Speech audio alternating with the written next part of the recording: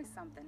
Okay, this week I want to focus on getting this area of brush and trees behind me cleared out, about 10 feet deep near the composting bins here, and then moving all the way down to about 15 feet deep at the end, because I want to square it up against the property line because the garden is kind of crooked right now. And then we're gonna have a fellow come in and move all the rock and gravel and spread it out, and then bring in soil and put it on top so that my garden is quite a bit expanded. He's planning on doing that approximately in the end of May, so that's why this is, I mean, I've been talking about it for a long time, but I need to get it done like soon. So let me go ahead and show you guys. Let's see here. That white rope at the very end is the property line, and there's the greenhouse, the garden. Oh, son of a biscuit eater. And the composting bins. And then we're back here. So you can see that Tyler's already cut down a couple of trees a while ago, and I need to clear those out and get all the brush, some of the little trees in there. And that's the project for this week. I'm actually gonna go ahead and just get started. And just dig in. Sometimes I found like, you know, a task can kind of feel really daunting, and if you just kind of start digging into it and doing a little bit, you're like, well, I can handle that. I used to go in here with my clippers and just clip right here at the base, and then what I found was these darn things, because you know, I just thought this was like the ground or a stump or something, but, and sometimes it is a stump, but a lot of times it's just moss kind of growing in the bit of it, and there's the actual base of each of these branches is all the way down there. So then I would have cut all of these off, and then I have to go down all the way down there and cut them all off again.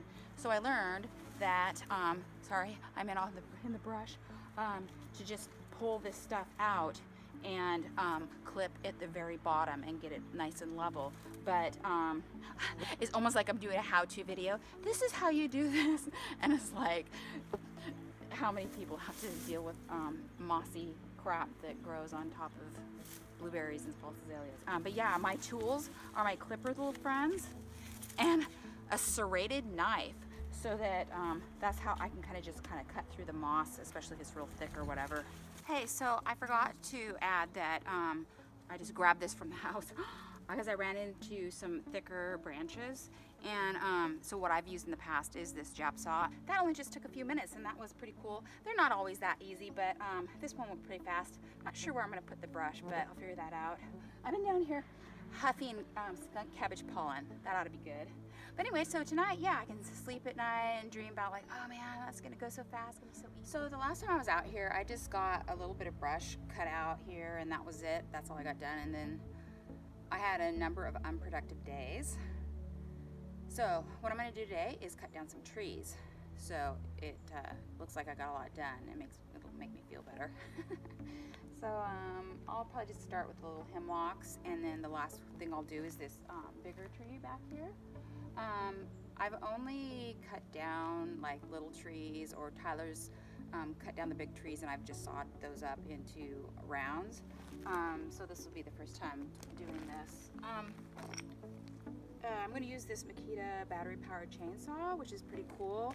I put new batteries in it, and it has a new chain and new bar oil. So if I can remember, I want a time to see how long the batteries last, because I've never done that before. And then I got my clippers and stuff in case I need to kind of clear a little bit of brush around the trees. So that's what I'm going to do. I'll show you this tree behind me. Let's see. It's not really that big around, you know, just kind of tall. It's all the farther it goes up. Oh, anyway. But if you're watching this video, that means that I didn't accidentally cut all my arms and legs off. So there's actually a lot of safety features on this chainsaw. If you push this lever forward, it won't go.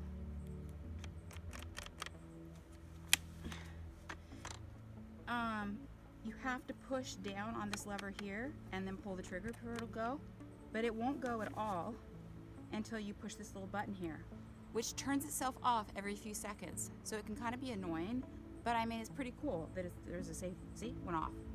And a little green light comes on, then you can push down on this lever, pull the trigger. Push. It's kind of noisy actually, not as bad as a gas-powered chainsaw, but it's kind of noisy. Maybe later on I'll put some hearing stuff on, but if I'm gonna just work with it for a little while, I don't usually use anything. Okay.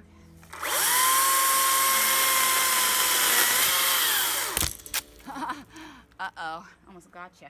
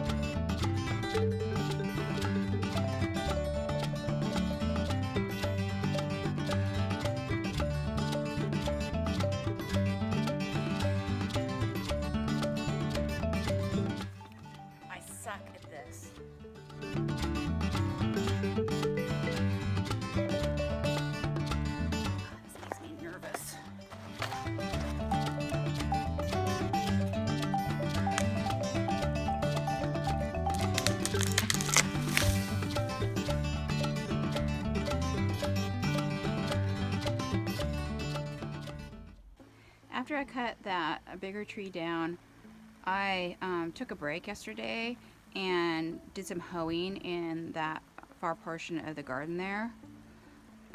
So today I am watering it because we're gonna have a bunch of dry days in a row, so I wanted to get some water on it. And then today I pulled the remat off the kale and weeded through there. So I didn't really want to get that area watered because I've just got some weeds that I want to kind of dry up and die off. And so take a closer look at that sprinkler. I actually forgot how to use this thing, so I'm going to include instructions on how to use the Gardena T120 just so I can remember next season. So this dial right here, you can set the timer to run for up to 120 minutes, so 2 hours. This next dial just controls the amount of water going through, and the effect is that it actually just kind of shortens the spray too. So I don't know really how useful that is, I suppose, because with this next dial, you can actually control how far it goes. So you pull this knob towards yourself and the water comes over this way farther. You push this knob farther that way and the water goes farther away from you. And then these little tabs right here on this right hand side and the left hand side, you can control how far out the spray goes, so you can pull it in here. So the reason that I'm going to take a break from brushing things out, you know, even though I've only got like a week to do that, is because there's actually a couple of things that are a little bit more priority at this point. I've had my basil seed for like a week, and I need to plant those as transplants so they can go into the second raised bed in the greenhouse. So I have another succession of basil going. And then also I need to plant the Siberian kale because those transplants would need to go into the expanded garden area. So I want to get those started. And then also, I've been seeing irregular growth through the garden. What I would normally do is go back and shovel some rotted seaweed and put it between the plants, but these little skinny rows, you know, isn't quite so easy to do that. So what I thought about doing was adding some water to some rotted seaweed and kind of turn it into like a slurry so that I could pour it between the rows. The other thing is I finally got the tools and supplies that I ordered. One of the things was I got that drip line. So I'd like to set that up in the greenhouse so I won't have to hand water the basil anymore. So I'm gonna try and get a few things like that done before I get back to brushing things out. I got the drip line set up on this one raised bed of basil. I'm about to get some transplant soil here into these little guys and get some basil, and then I'll need to make some more for the Siberian kale. So I kind of think that my transplant soil mix is kind of crappy.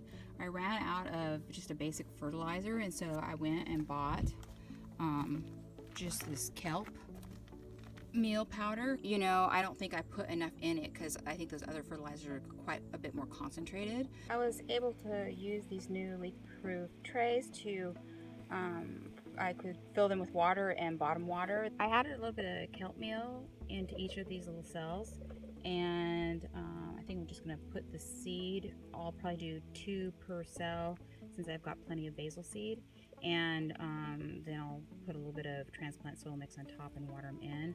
I think I might just put off doing the Siberian kale until later because I'm starting to really feel the pressure to get back on the brushing this area out.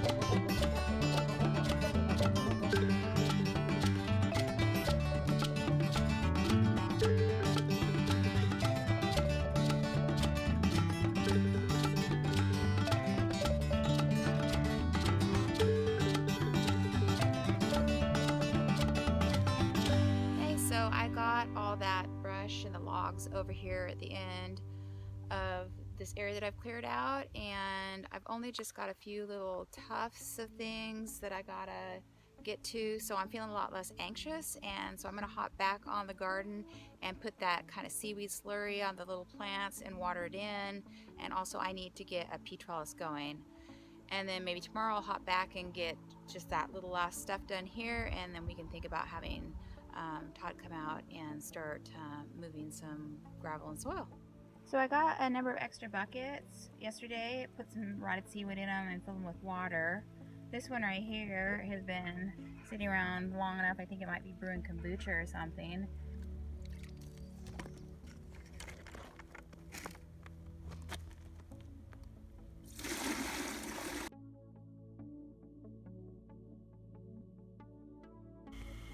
I moved the sprinkler over to that little patch of kale over there. The reason the ones by the fence are little is just because they were smaller ones that I got out later.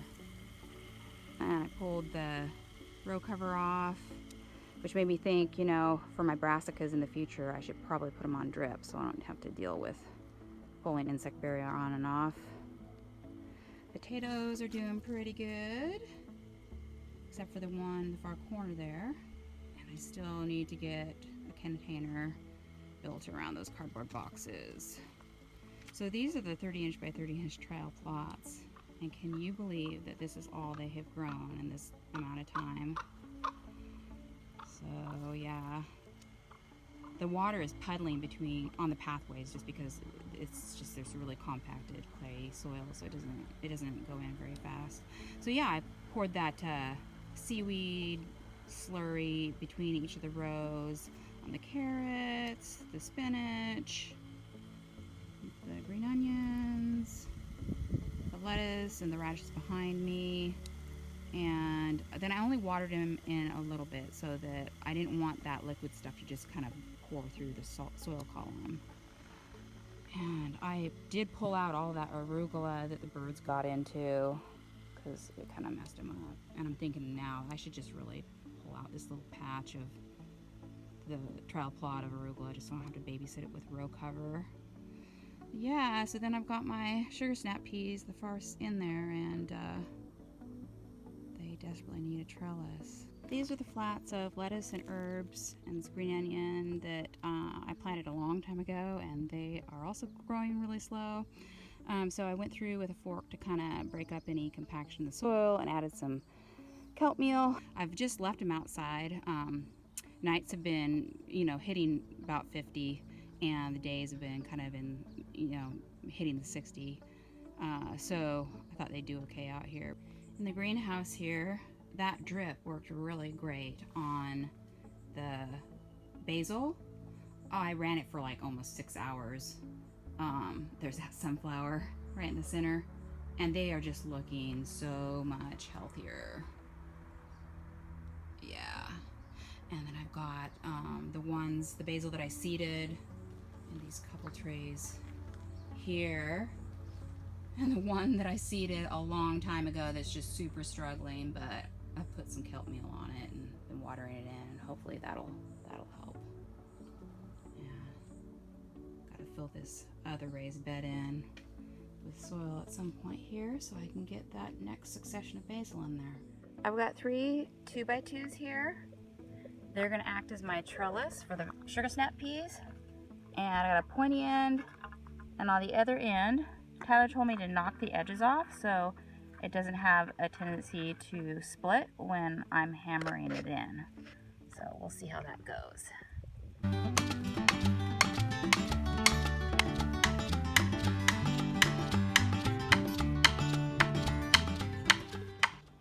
I got the 3 poles up, and I went ahead and took a Jap saw and just sawed a little notch here so that the seine twine would just kind of go in there. And then I put this up at about, I don't know, it was about 8 or 9 inches, and the next one at about 6 inches, because some were even getting that, wanted to climb on that. And I figure I'll just add seine twine as they keep growing, and that'll give me more time to get some other things done. So I was able to get this whole area cleared out.